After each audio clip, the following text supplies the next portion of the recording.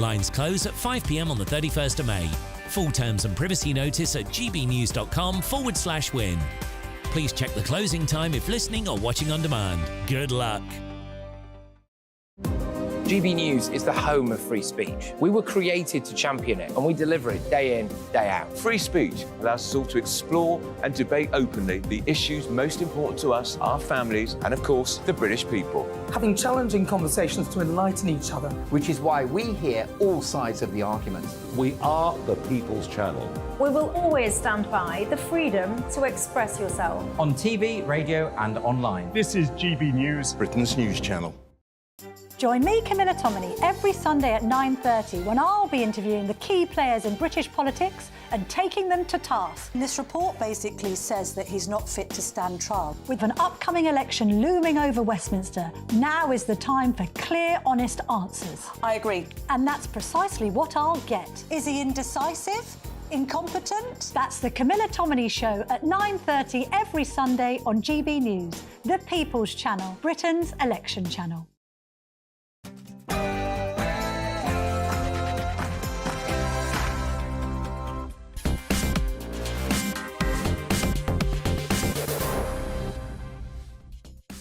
Good evening. A big speech today by Rishi Sunak saying he's the man you can trust to keep the country safe. Well, unsurprisingly, Keir Starmer disagrees. We're going to be asking you, who do you think would be the best leader given the situation in the world? This morning, I launched a campaign about the World Health Organization who want in 2 weeks' time for us to sign a treaty that would give them huge powers. I'm dead again it. I'll debate this with an American academic who thinks the whole thing is a good idea. And religion in politics, or to be specific, Christianity in politics. Is there any place for practicing Christians in today's increasingly secular Liberal Democrats? That and much more over the course of the next hour. But first, let's get the news with Tamsin Roberts.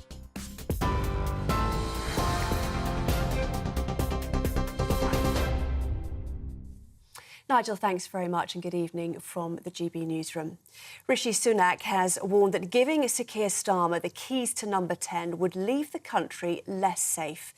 The Labour leader rejected the Prime Minister's claim, saying that as a former Director of Public Prosecutions, he knows the importance of security firsthand. But Rishi Sunak says only the Conservatives have bold ideas for the future. Despite having 14 years with nothing to do but think about the future, Labour have almost nothing to say about it. No plans for our border, no plans for our energy security, no plans for our economy either. And no principles either. Keir Starmer's gone from embracing Jeremy Corbyn to Natalie Elphicke, all in the cynical pursuit of power at any price. So Labour have no ideas. What they did have, they've U-turned on. The Health Secretary has defended the government's record on maternity care after a major new report revealed endemic failures at hospitals. It found mums-to-be are often treated as an inconvenience, with some women mocked or shouted at and denied basic needs such as pain relief. The Birth Trauma Inquiry is calling for a national plan to improve services, led by a new maternity commissioner who would report directly to the Prime Minister. To the US now, and Donald Trump's former lawyer, Michael Cohen, has taken to the witness stand at his criminal trial. He told jurors today he secretly colluded with Mr. Trump and a tabloid publisher to suppress negative stories that could damage Trump's 2016 campaign. Mr. Cohen used to be one of the former president's most trusted colleagues, but he's now the prosecution's star witness as the so-called hush money trial enters its 5th week. A man is facing life in prison for murdering a woman during a series of violent attacks in South London. 34-year-old Mohamed Noor was armed with a makeshift blade when he attacked Yohanita Kosiwa Dogbe in broad daylight last May. He admitted her murder and to having a blade made from scissors, but denied carrying out similar attacks in the days before her death. The King has officially handed over the role of Colonel-in-Chief of the Army Air Corps to the Prince of Wales. In a rare engagement involving both the current monarch and his heir, His Majesty formally handed over the title he's held for the past 32 years. The King said it was a great joy to meet servicemen during today's visit to Middle Wallop in Hampshire. Prince William will now represent the Army's Air Wing, which includes the unit once served in by his brother. Those are the top stories, and for the latest, do sign up to GB News Alerts by scanning the QR code on your screen, or you can go to gbnews.com/alerts. Now, it's back to Nigel.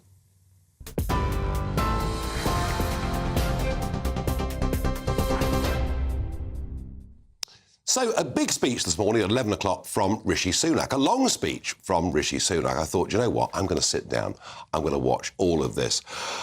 Whatever the content of the speech and the riposte that we got from Keir Starmer, and we'll debate that with guests this evening, I have to say, in terms of delivery, after about 15 to 20 minutes, I was beginning to nod off. There was no energy, there was no spark, there was no fizz. Yet the arguments he was making were fundamentally important arguments. He's saying the world is a less safe place than it's been at any moment since the Cuban Missile Crisis, and that he is the right man to lead the country. Here's just a little snapshot of Rishi Sunak this morning. Despite having 14 years with nothing to do but think about the future, Labour have almost nothing to say about it. No plans for our border, no plans for our energy security, no plans for our economy either, and no principles either. Keir Starmer's gone from embracing Jeremy Corbyn to Natalie Elphicke, all in the cynical pursuit of power at any price. So Labour have no ideas. What they did have, they've U-turned on. Well, unsurprisingly, Sir Keir Starmer responded later on this afternoon. The first duty of any government, particularly an incoming Labour government, is national security, the security of the country, and that would be my first priority. Now, the Prime Minister today has made a speech. I think it's his 7th reset in 18 months. And I think that really shows you that the choice as we go into this election is now pretty clear. Well, I don't know. In terms of style, I can't imagine, perhaps I'm wrong, perhaps I'm being completely unfair, I can't imagine we've ever had two leaders going head-to-head for who's going to be the next Prime Minister who are, frankly, so boring. I think we can predict a very, very low turnout. But back to the important question. Given the challenges we face, both externally and internally, who is the right person to lead the country forward after the next election? Farage at gbnews.com with your answers, please. I'm joined on my right by Daniel Kaczynski, Shrewsbury and Atcham Conservative Member of Parliament, and the Associate Editor of the Daily Mail, Nigel, Kevin Maguire. Welcome back to the programme. Daniel, he puts the case that, you know, under him, there's going to be good, stable, solid leadership. But I repeat the point I just made. It's not very inspiring, is it? Well, I think the Prime Minister is raising some very serious issues in the sense that we've just become the world's 4th largest exporter. Which is great news. And that hasn't come about by itself. Sir Keir Starmer is determined, as you know, to reintegrate us into the European Union, which will be disastrous for us. We've actually signed 92 bilateral trade agreements with important countries, all of which are commensurate or slightly better than we had through the European Union. We've just joined the world's largest trading bloc, the CPTPP. Yeah, I understand that. I'm delighted with the export figures. I'm delighted that the doom-mongers about Britain's exports were wrong. I'm delighted with all that. The point I'm making is that we can't get round it. Ultimately, there is a very strong presidential element to our general elections. Yes. You know, it shouldn't be. It should be about MPs being voted for in constituencies, and from that number comes a Prime Minister. But the truth is, we've got a quasi-presidential system, and the point I'm making is that Rishi Sunak today was pretty uninspiring. Well, the most important thing in this presidential-style election is that the man or the woman at the top who has that extraordinary privileged position has honour and integrity. And let's remember one thing. When many honourable senior Labour members of Parliament refused to cooperate or be in Jeremy Corbyn's shadow cabinet, Sir Keir Starmer ignored those concerns, and he continued to serve along with a gentleman who wanted to scrap British nuclear deterrent, wanted to pull out of NATO, and wanted to associate with himself with some of the most extraordinary organisations around the world. Much of that's true. He propped up Much of that is Corbyn. true. If he had resigned, Corbyn would Much have of had that to is true, resign. but don't so you I think- don't believe Sir but Keir don't has you the think- honour to be Prime Minister. Do you not think that what really matters to voters is the next 5 years, not what happened 5 years ago? Oh, I think the next 5 years are extremely important, but your pedigree, the way you've behaved to So having a wife who's a non-dom, that's good pedigree, yeah? Well, I don't think equating propping up Jeremy Corbyn and all his policies are the same as there's having a wife who's a I think non-dom. Kevin may take issue with that. I take issue with most of what he said because it wasn't true. That's fine. I just want to get back to this point. Whether you agree, I don't know, but we do have a quasi-presidential system. We simply can't get around that. And in fact, when people vote in constituencies, they're voting for or against the National Party leader even more than the man or woman to represent them. I wish it wasn't like that, but it is. You've been at this a long time. You're a veteran journalist. You've seen election after election through the decades. I'm putting it to you, this is a pretty uninspiring choice. Well, if you're looking for bells and whistles and wisecracks and jokes, we tried it with Boris Johnson, and I would suggest it didn't end up very well. But no, you're quite right. They've both got the air of a middle manager. And so when they have a debate, it's not going to be full of rhetorical flourishes. But I think you will see basically a financier versus somebody who ran a huge public service, and you will make your choice that way. But no, you're right. I can only go back to the Callaghan and Thatcher era, as you can, actually. I'm the same age as you. I agree in terms of personalities. Yes, they're never going to be doing the Royal Variety Show, but is that what you want in a Prime Minister? And I think I watched Sunak, and I followed it. Look, you're on the right, I'm on the left, and I followed it the way you did. And I think it's because his battle is really with himself and his party and a British public he is seen as turning against him. He sees it in the opinion polls, he sees it in by-elections, he sees it in the drubbing in local and regional elections, and he knows he's on the way out, but he's trying every day to get out of bed and think he's still in the game. It must be very difficult. Now, we talk personality, let's do a little bit of substance here. The centrepiece of Sunak's speech was we have a war going on in the Middle East, a war going in Ukraine, all sorts of threats with China, etc. And he's saying to the British public, you know, I am the safest option in a very turbulent world. This is where one of Daniel's points actually is pertinent. The fact that Sir Keir Starmer did back Jeremy Corbyn, he was very weak on these issues. That is a slight Achilles for him. Yeah, but the 2019 Labour manifesto didn't say withdraw from NATO or scrap nuclear weapons. Starmer is not from that tradition of the Labour Party. I think actually defence is one of those areas you would actually see little change. If there's a change in number 10. You'd get John Healey, who I think will make a better Defence Secretary for Labour than Grant Shapps, who I think is a bit fly-by-night. John Healey is very competent at the dispatch box. We watched him last week. He's very, very good when it comes to the delivery. One of the big arguments being made today about safety was that the Conservatives now have a commitment to spend 2.5% of GDP by 2030. Why has it taken 14 years to get to this? Well, because when we came into office, we were handed a note from the socialists. Good luck, there's no more money left. We spent the first 9 years of this administration reducing the annual deficit. No. The debt's gone through the roof. We had this argument last time I came on your show. We are poorer than we were. Yes, but the first 9 years, we reduced the annual deficit every single year. And what's it now? To 2019, we got within a whisker of running a balanced budget. And what's it this year? Well, this year it's huge because on the post-pandemic, we had to borrow $450 billion to get through the pandemic. You didn't have to lock us down 3 times. The decision was taken to lock us down. The wrong one. The opposite, perhaps it may have been wrong.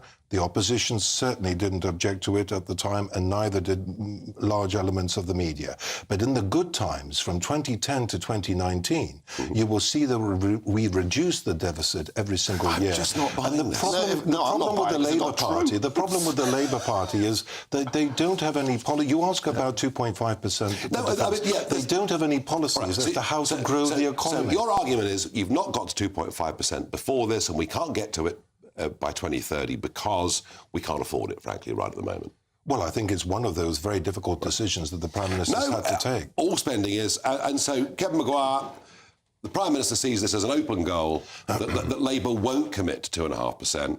They're hedging around whether they can afford it or not. Yeah, and he played this card just before the local and regional elections. And who now represents the home of the British Army in Aldershot, Rushmoor Council? It is Labour taking it for the first time. That's one snapshot election. But Nigel, you know.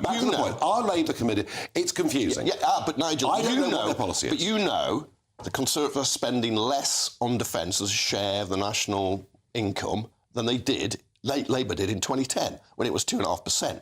Now, Labour adopted 2.5% as a goal. You know, the NATO figure is 2%. It's over 2.3 now. Adopted 2.5 before Rishi Sunak did. Now, he's put a timetable on it, which Labour haven't. You're quite right. Yes. But he did that in order to set a trap for Labour, but he set a trap for himself, because where is he going to get that money from? Now, I personally believe we should spend money better, not more, because the MOD, certainly through procurement, wastes so much and is incredibly incompetent. And in cash terms, we are the world's 5th or 6th biggest spender on military hardware and defence already. We should get those other 18 NATO companies that don't spend 2% to pay this their way. This is what my friend President Trump's been pushing. No, he can make a fair point, except when he says if you don't pay, then Putin and Russia can do what they want. Well, he was jotting them along. So just quickly, the Conservative commitment is firm, wherever the money's going to come from, whether the deficit goes up or not. Labour need to make their minds up, yeah? Yeah, they might yet say, yeah, we'll do the same. You know what? In an election where there are very few differences, I bet they will. Yeah, because they wouldn't be much beyond that anyway. No. In a sentence, Daniel Kaczynski, why would the future of our country be safer with Rishi Sunak as our Prime Minister than Keir Starmer? Well, I think our Prime Minister has proved that he's been very effective on the world stage, particularly in negotiating our entry into the CPTPP, the world's largest trading bloc, with AUKUS, the new naval agreement that we've signed with America and Australia, helping us to get back into the Indian Ocean and the Pacific Ocean. Sir Keir Starmer is untested in foreign affairs, and he propped up one of the most dangerous left-wing individuals who would have caused chaos and mayhem for our international standing. Fine. Kevin Maguire, in a sentence, please, to conclude this debate, why would we be safer and better with Sir Keir? I'm not sure I'd argue it'd be safer. I'm just saying we wouldn't be any less safe, wouldn't be unsafer. That's what I'm arguing. I think the two parties are actually very close. But look, he's a former director of public prosecutions, prosecuted terrorists, worked with the security services. Look, he loves the military now. John Healey does. You see that. It's they take great pride in what the Army, Navy and Air Force can do. And just go back to the record of the last Labour government. Now, I think Afghanistan and Iraq were mistakes. But traditionally, and you go through history, and you'll know it as a student of this, the military and the armed forces traditionally do better in spending under Labour than they do under the Conservatives. You must be very frustrated, Kevin Maguire, as an old lefty. You've basically got a Social Democrat Conservative Party, a Social Democrat Labour Party. We haven't got much choice, really, have we? No, I mean, look, I am on some things. You're quite right, but there are other very important differences between Starmer and Sunak, Labour and the Conservatives. Right. There is. I know you disagree, but I think there's much to vote for. I look forward to hearing it. Daniel Kaczynski, loyal to the Prime Minister. Kevin Maguire, a slightly frustrated lefty, I think. But hey, he's a lefty that smiles, and that really does matter. In a moment, we're going to debate the fact that in Northern Ireland, the Rwanda legislation has been disapplied. Doesn't this prove the point that right from day one, everything that was said about the Brexit deal was simply untrue?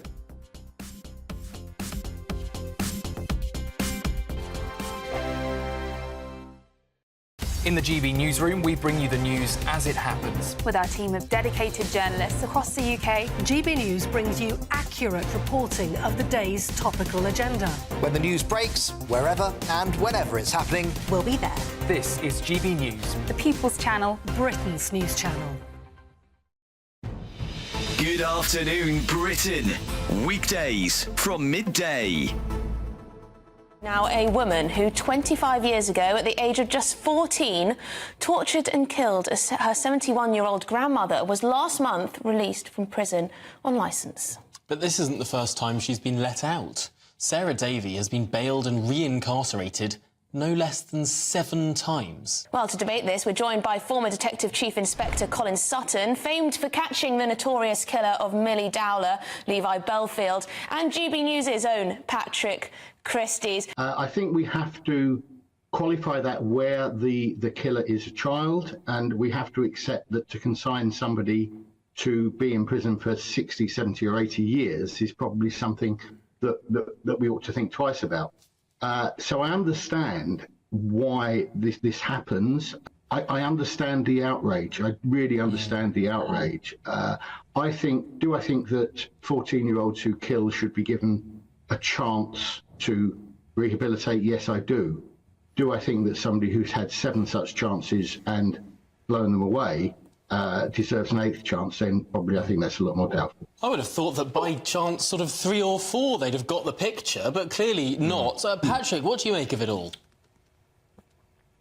Well, some people are born evil, aren't they? And why should we have to suffer to have them back out on the streets? There are some crimes that are so serious that you should pay for it either with your life or for the rest of your life.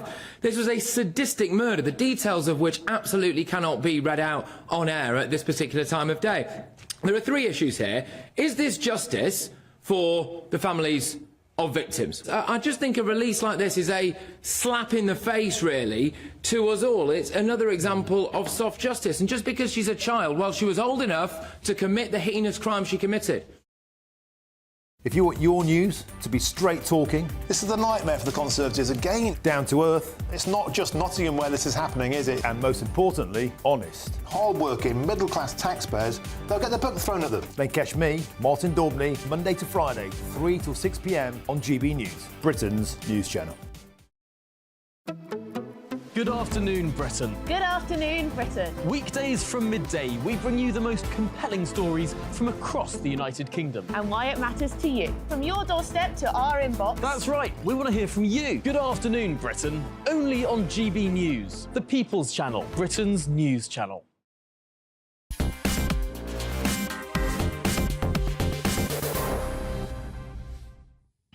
Well, after a spirited debate between a Sunak supporter and a Starmer supporter, I asked you, who is the right person to lead this country in a world that is in a very uncertain state? Your reactions are fascinating. Mike says neither Starmer nor Sunak are impressive leaders. John says, suffice to say, neither of the twin cheeks are getting my vote.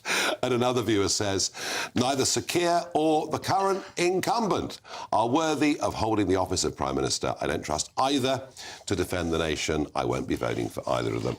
I have to say, this is the theme that is emerging more and more with GB News viewers. They're just not particularly impressed with the state of UK politics. Now, I'm joined by Mark Francois, Member of Parliament for Rayleigh and Wickford, Conservative, of course. We've had this extraordinary judgment today, or perhaps it's not extraordinary, that Mr Justice Humphreys has said that aspects of the Rwanda Act are incompatible with our old friend, the European Convention on Human Rights, and therefore, he says that the Rwanda Act will be disapplied to a part of the United Kingdom. And I think back to what Boris Johnson said about the original Brexit deal, to what Rishi Sunak span after the Windsor Framework. We need to be a bit more honest about this. Northern Ireland is now a different legal territory, isn't it? I think technically the judgment related to the Illegal Migration Act, not the Rwanda Act per se. Well, actually, it applied to that, and it also applied to the Good Friday Agreement. Yeah. Because ECHR, it's actually quite a big issue, this.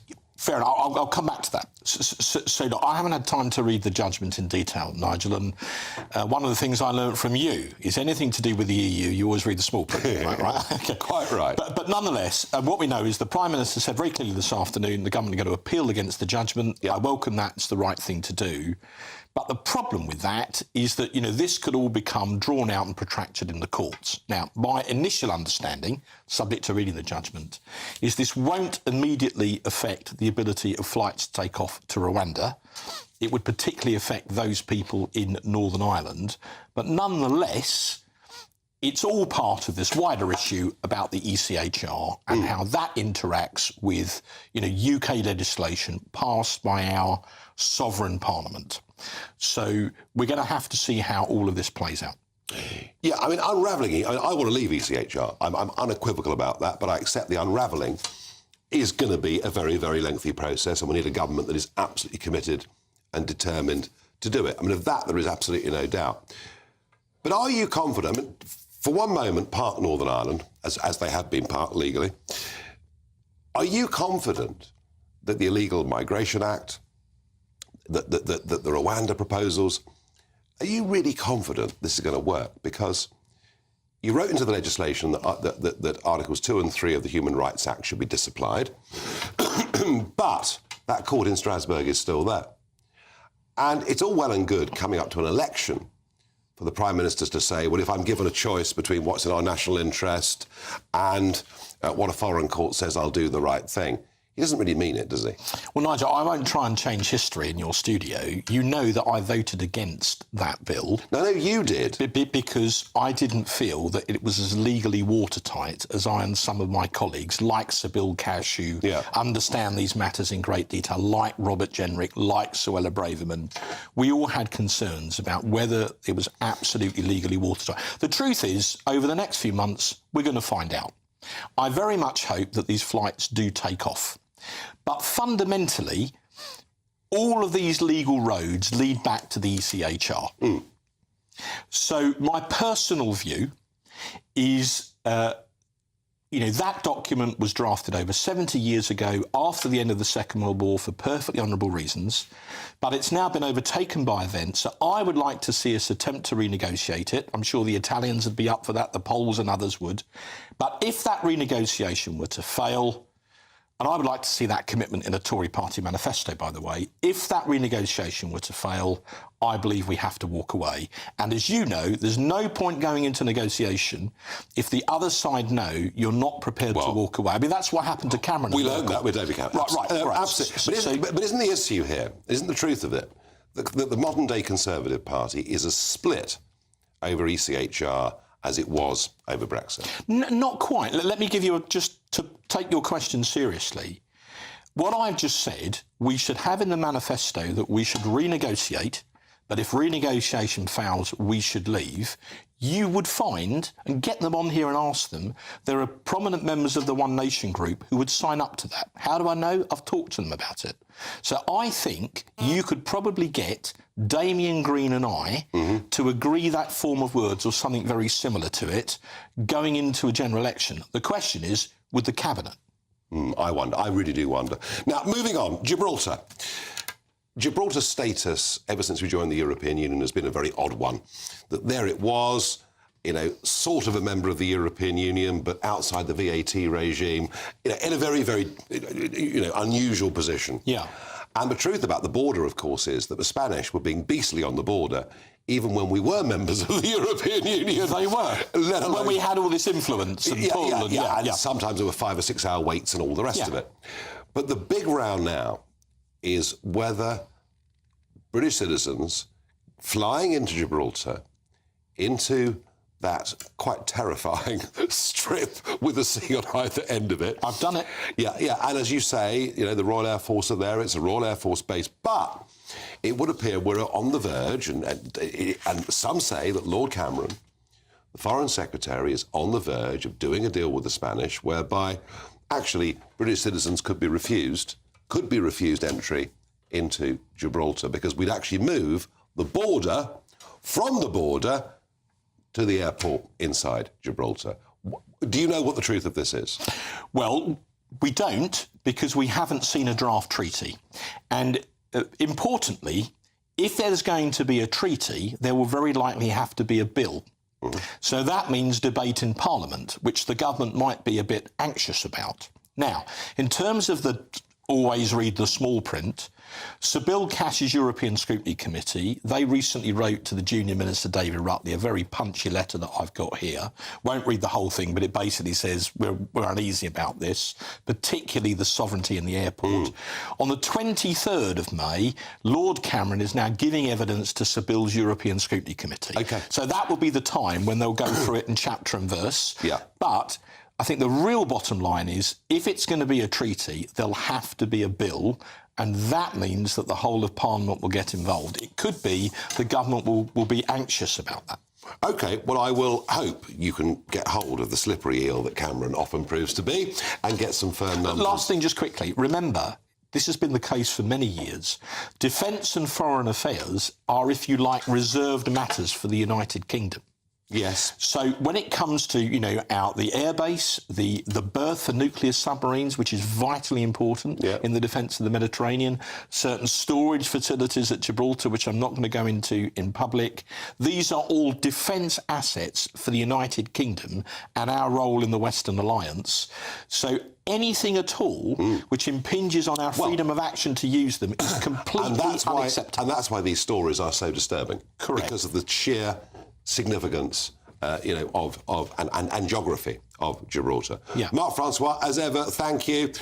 In a moment, well, I think that the World Health Organization is putting forward a treaty that is completely unacceptable and that our government should not sign up to it, but I'm going to be joined in a moment by an American academic who thinks it's an absolutely wonderful idea. Should be fun.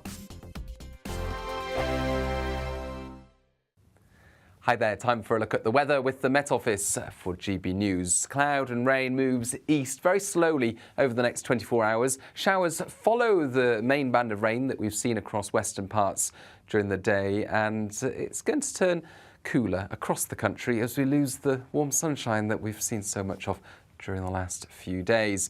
We do keep some clear spells in the east on Monday night, but otherwise there is this cloud and rain progressing its way very slowly eastwards, followed by showers into the southwest, interspersed by clear spells. Where we do get some clear spells in the west, temperatures will dip into the single figures, but otherwise it's 12 to 15 Celsius first thing Tuesday, and a damp, dreary start for central and southern Scotland, northern and eastern England. That rain really persists throughout much of the day. It does become more fragmented into the afternoon, so on and off rain, and nothing particularly heavy, but a marked contrast compared with recent days with temperatures back to 16 to 18 Celsius, a little bit cooler than that, where we've got the persistent rain and where we've got the low cloud hugging the coast. Further west, we keep some clear spells on Tuesday and into Wednesday, clear spells, some sunshine in between any showers, but those showers will be quite lively across southwest England in particular, a few rumbles of thunder around.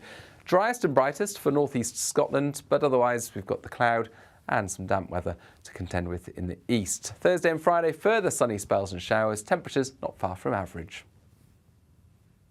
Weekdays on GB News. Wake up to breakfast every day from 6 a.m, followed by Britain's newsroom at 9:30. At noon, it's Good Afternoon Britain, followed by Martin Daubney from 3 p.m. Only on GB News, the People's Channel, Britain's news channel.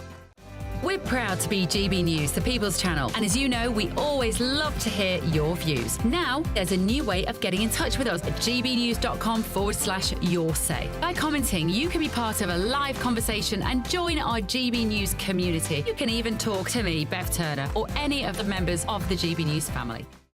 Every Saturday, 10 till 12, we'll bring you all of the news that you need to know. We'll also remind you that there is so much to smile about. It's my favourite time of the week. I get to relax, enjoy some light-hearted stories, and let Ellie teach me about fashion too. That's Saturday Morning Live, every Saturday, 10 till 12. Only on GB News, Britain's news channel.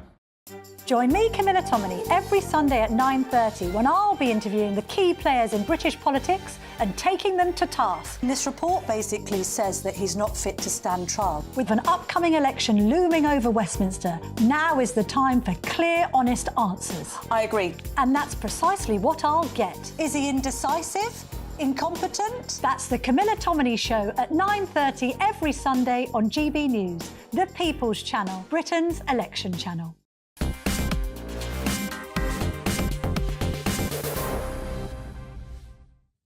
It's still voting time for the Trick Awards, you know, and I won News Presenter of the Year last year. What fun that was. That spoiled their evening, didn't it? So you can still vote for me. Polls close on Friday. It's all up there on the screen.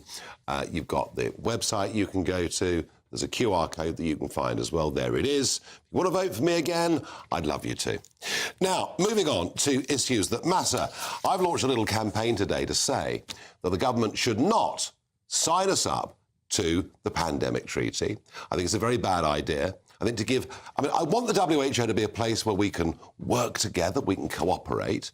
But to give the WHO that level of power would be absolutely mad. Well, I'm joined by Amesh Adalja, senior scholar, Johns Hopkins Centre for Health Security. And I want to make this point, Amesh. I want the WHO to be somewhere we can work together, cooperate, share best practice, be a sort of early warning sign, if you like, for many of these things.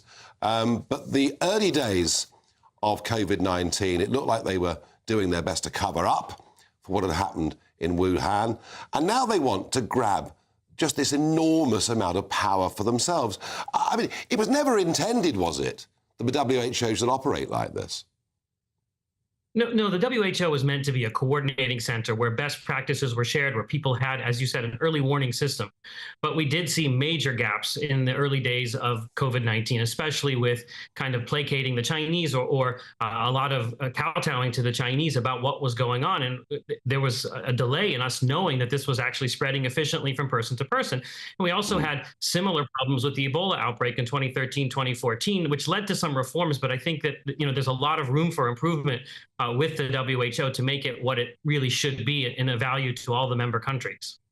Yeah, which I want it to be as well. Now, look, it's quite interesting that politically, all 49 of the Republican senators have written a letter to Joe Biden saying don't allow this dramatic centralised power grab. I mean, do you see any prospect that countries will just, go to Geneva in a couple of weeks and say you're going too far? I do think that there's going to be a lot of pushback, and I'm specifically concerned about the intellectual property issues that have arisen, because what we know is that intellectual property rights need to be respected, that's how we get the innovative medical countermeasures that help us with the next pandemic and outbreaks. And there's a lot of efforts to try and undermine intellectual property rights, and some of that is in that treaty language. And I think we need to make sure that the intellectual property rights of UK and US and other companies that are going to be providing vaccines, developing them, that's respected. And I think that may end up derailing the pandemic treaty as we see it now. OK, well, I tell you what, Amesh, I hope you're right, because we're going to be following this very closely over the next couple of weeks. Come back and join us as this story develops. And thank you for joining us this evening on GB News. Now, one of the battles that Patrick Christys and I have been having through FOIs, etc., is to try and find out the truth about migrant crime. What do I mean by that? Well, let me give you an example. In Denmark the other week, they published data on migrant crimes. They did it in terms of league tables, and it showed that people that had recently come in to Denmark had conviction rates that were 40 times higher on violent crime than that for those that had been born in Denmark. They are absolutely stunning figures. And as a result of it, Denmark is going to keep a very, very tight immigration policy. Because as soon as you talk about immigration and crime, well, you can imagine what the cries are. You're called all the names under the sun. But doesn't the British government owe us this data? Because, we've seen all these incidents, haven't we? The Alkali attack that happened on Clapham Common, the bombing at the maternity hospital, the stabbing of a couple of gay people in Reading. Again and again and again, we see evidence of those that have come into Britain illegally, committing serious crime. Well, I can tell you that all of our efforts to get the British government to come clean on this have absolutely hit a brick wall. I'm joined by Robert Bates, Research Director at the Centre for Migration Control. We are deeply frustrated here. They won't tell us the truth, will they? Well, no, and you're not the only one that's having difficulties getting data on these issues out of the Home Office, the Ministry of Justice. The Centre for Migration Control, we recently found that the Home Office wasn't actually able to confirm how many deportation orders were against foreign criminals. Normally, a deportation order is issued if a foreign national has received. Well, there must be a number for that they can give us. They don't know it. They don't know it. Disruption to the database means that they're unable to recall how many people currently have a deportation order out against them, but haven't yet been deported. So this is the kind of chaos that we're dealing with. So I'm not sure if it's nefariousness or if it is just sheer incompetence, which I guess we've come to accept from Whitehall. But I always think it's the issue's bigger here. It seems to be a kind of acceptance when they embarked on this mass migration project that, oh, we don't need to just check in. We don't need any means by which we can track the progress of this, whether it be crime, whether it be the economic prosperity that we were all promised. It seems to have just been accepted that it would bring this panacea, this golden over-the-rainbow horizon, and it just hasn't materialised, but we don't have the data. One of the ideas that Robert Jenrick's been putting around is that the Home Office needs to be split and that illegal and legal migration needs to have effectively its own department. Do you at Migration Control think that makes sense, or would it be just as bad as it is? I think you'll inevitably end up with a similar kind of capture from certain ideologues that we have currently holding the Home Office essentially to ransom. I mean, you see the piece out in the Telegraph that you know they simply won't attempt to implement these kind of league tables that track foreign national crime rates, and you just think who really is governing the country at this moment, because ministers are saying one thing and then they're coming out the other end of a tenure in the Home Office and claiming that they just simply weren't able to do anything. Back in 2015, I remember in the general election debates when I led UKIP, I was making an argument about housing. I was saying a rapidly exploding population meant we were short of houses. And the other party leaders said, oh, no. It's nothing to do with that. We just need to build more houses. There's no relationship or link between migration, rising populations and housing. And I couldn't believe how nuts it was. Over the weekend, we see Hugh Pill, senior economist at the Bank of England, saying that 89% of our housing shortage is due to increased immigration numbers, which I found quite extraordinary. I felt vindicated to a certain extent, but nearly 10 years later. Are the public beginning to make a link between this subject of immigration, which we're not supposed to discuss in polite society, and the reason that we can't get our parents a GP appointment or our youngsters can't get a house?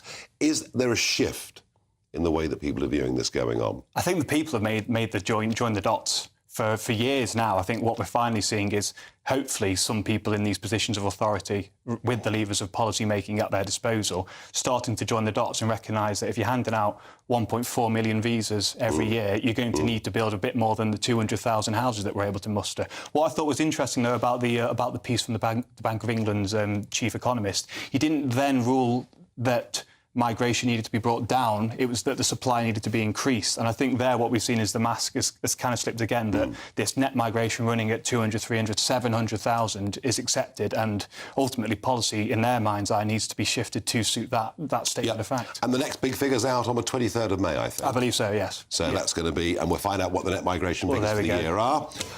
Well, I've no idea. Rob, thank you for joining us. I've no idea what those numbers will be, but I tell you what, they won't be back to the historic post-war numbers of 30 to 50,000 a year. I can promise you that. Well, in a moment, an enormous row has blown up inside the Liberal Democrats over a candidate, prospective parliamentary candidate, who was standing, who, over a decade ago, had been part of a Christian organisation who had very traditional views. He's been deselected as a candidate. Is Christianity being driven out of British politics whilst we open our arms to Islam?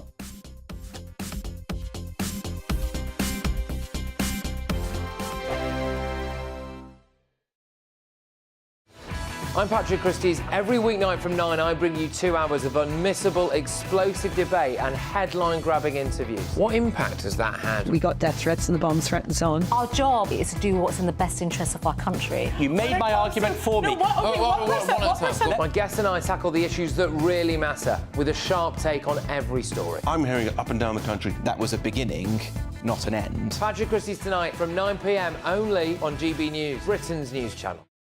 Dubes & Co. Weekdays from 6 p.m. Organisations, plural, because there's loads of people doing this, that organisations are charging schools to be part of this odd league table about who's trying to outdo who when it comes to who is more trans inclusive with the kids than the next person. There's something makes me uneasy about this. Supposing a child comes home and says, you think, oh, I've done well today. He said, well, how have you done? He said, well, I was #1 painter, or I was #1 reader. No, I wasn't. I was made LGBT champion. This is a 4- and 5-year-old. Look, I can understand this, actually, as we develop into the secondary school. I can understand more debates taking place. I cannot understand why we have to thrust it at young children. And I think if you ask the parents, they'd be hostile to it. And what about the role the teacher has to play in all this? Society has been one way, the pendulum is swinging the other way, and they're pushing it very far in order to kind of proliferate change. And this is probably the toughest period in that evolutionary process, because the LGBTQ plus community is saying that you've got to really rage against the machine to get people to listen. Because put it like this now, even this conversation, the whole country is listening, the whole world is listening. These are the kinds of eyeballs and ears they haven't had before. And there's going to be friction. There's going to be a locking of heads in the process to getting to a point where you establish a new equilibrium where they feel more incorporated. Like I've said, the greatest force of allies that the LGBTQ plus community has always had is heterosexual women. What you're moving towards now is doing things that is beginning to turn them from allies into people who feel that, oh, for you to thrive, I'm being deprived, and that's a problem. When they realize you're alienating allies, they will understand you've got to recalibrate to have that kind of understanding between both parties. We're GB News, and we come from a proud tradition of British journalism. That's why I'm so excited to be here. It's something so new. The first news channel to be launched in Britain in over 30 years. Launched to represent the views of the British people. To go where other broadcasters refuse to go. How did you find out about the story in the first place? Launched with one aim. To be the fearless champion of Britain. It's an absolutely fantastic atmosphere here. This is GB News. GB News, Britain's news channel.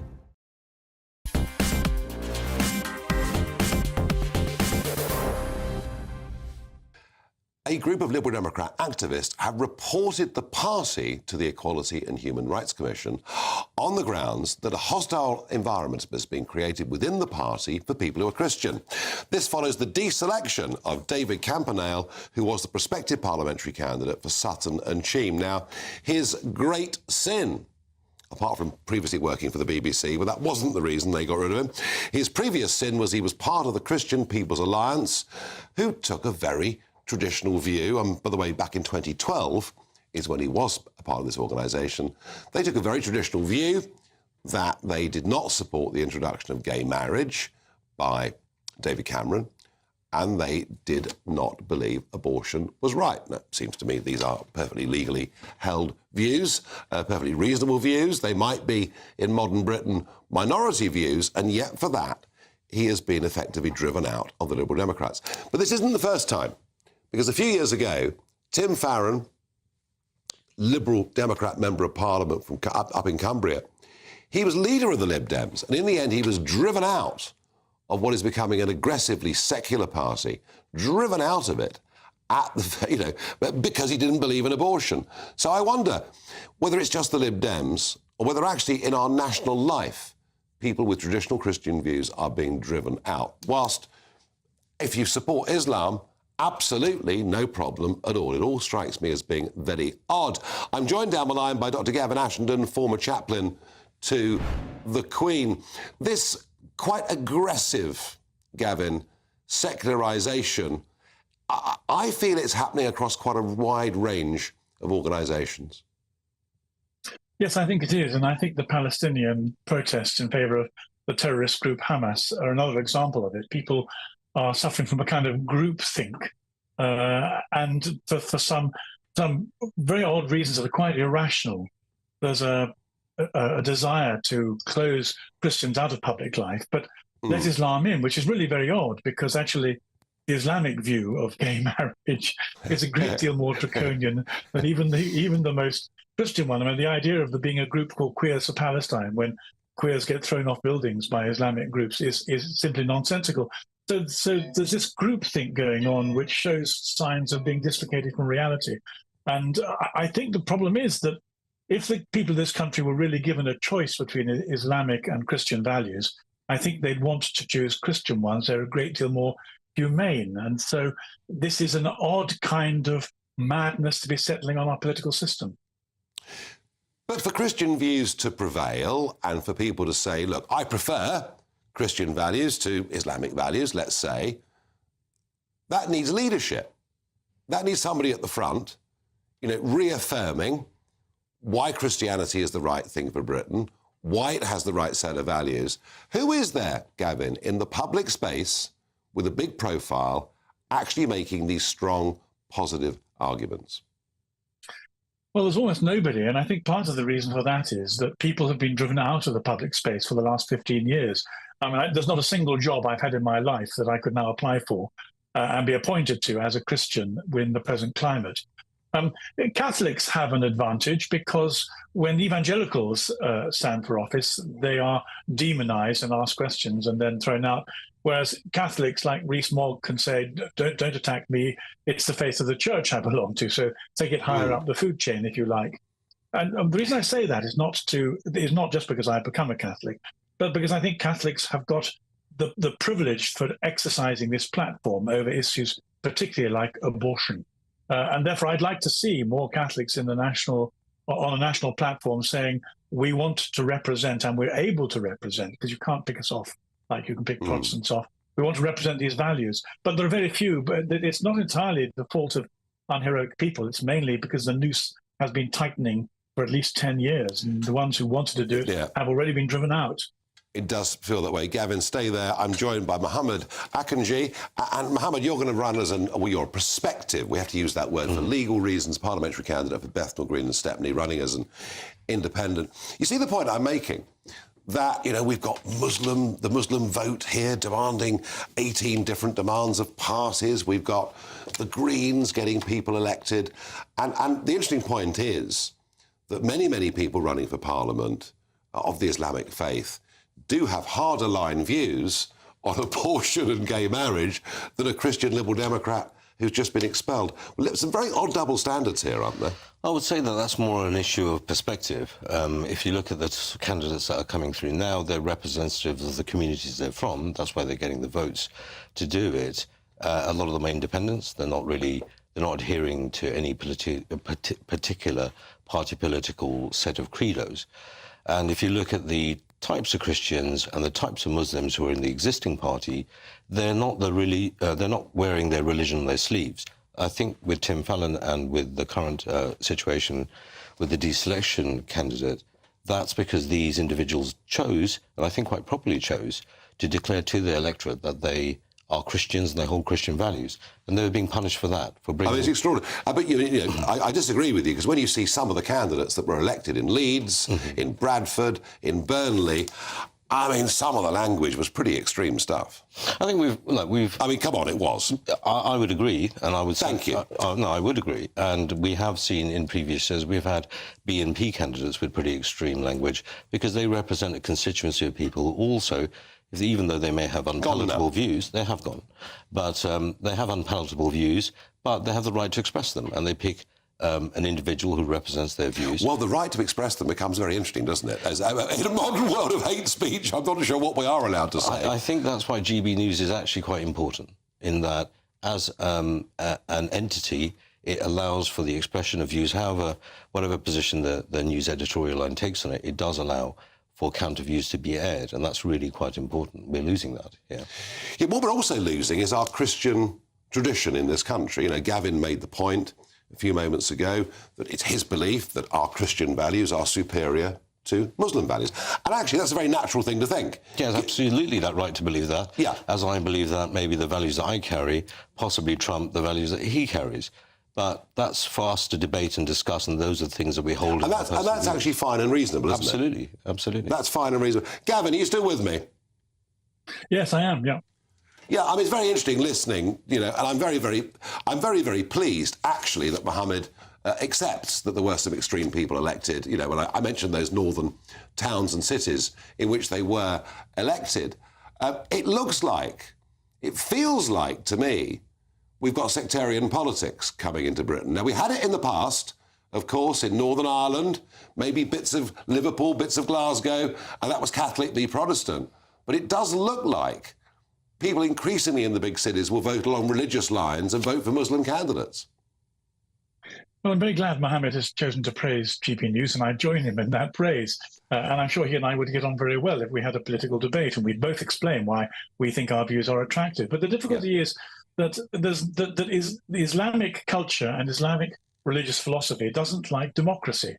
There aren't any examples of Islamic democracy around the world. And so when the Muslim politicians put their candidacies to us, they're not committed to the same democratic culture that we are, and for the moment that's hidden, and I think it should be exposed because I think our people like democracy. That's a very interesting point. I'm going to put that one straight to Mohammed. Well, the problem is that when Algeria, as a country, is a predominantly Muslim country, picked a democratically elected government, it was then attacked by European states and forced back into a sort of elective dictatorship. We had Mohamed Mossadegh, democratically elected, then attacked by Western countries, and I'm sure that, and Hamas, of course.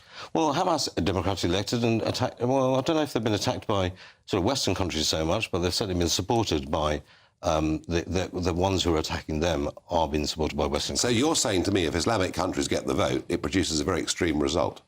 What I'm saying is no. In terms of Palestine, there's an extreme situation of occupation, so you're going to get an extreme type of politics in an extreme situation. Whether they're elected or not, it is a war footing scenario. And even in democratic countries where you have democracies that are very, very well oiled with the economies they have, the minute they hit war, they're not democracies anymore. Well, I want to say to both Gavin and Mohammed, with two very eloquent spokesmen, and we're going to get you in head-to-head one evening to debate this question of values and what we all stand for, and we'll agree in a very, and disagree in a very civilised way. Thank you to both of you.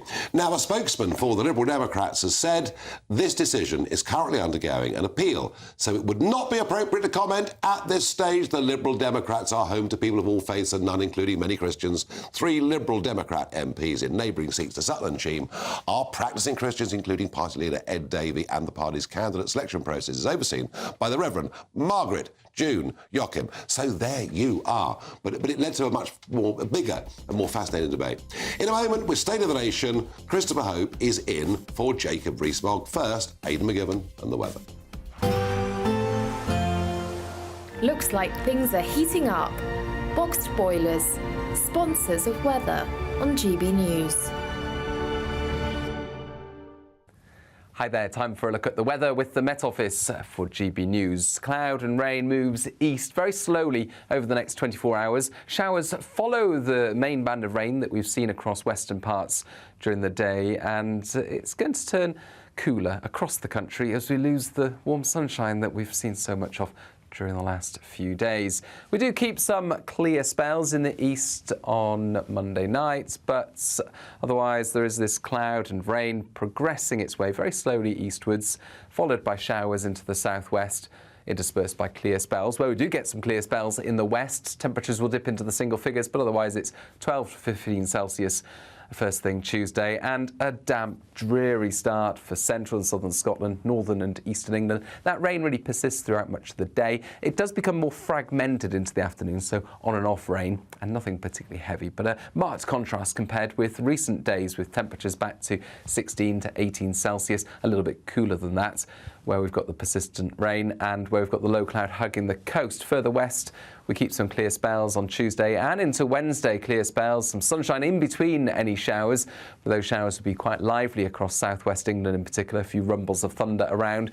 Driest and brightest for northeast Scotland, but otherwise we've got the cloud and some damp weather to contend with in the east. Thursday and Friday, further sunny spells and showers. Temperatures not far from average.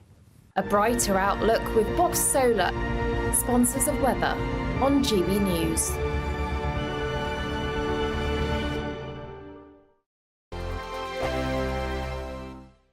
You really could be our next big winner with an incredible £20,000 in tax-free cash to play with this summer. What would you spend that